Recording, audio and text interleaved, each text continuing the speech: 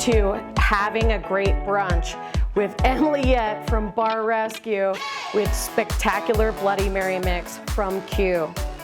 Let's make a great Bloody Mary by starting with a rim of some spices and lemon. Let's do 2 ounces of Tito's vodka.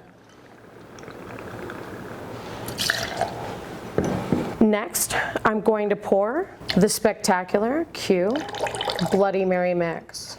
Simply fill with half the glass. This is all natural, no preservatives, fresh tomatoes, herbs and spices. Squeeze with half a lemon. Simply mix. Add some ice. And ladies and gentlemen, this is how we brunch. This couldn't be easier. It couldn't be more spectacular thanks to Q. Cheers.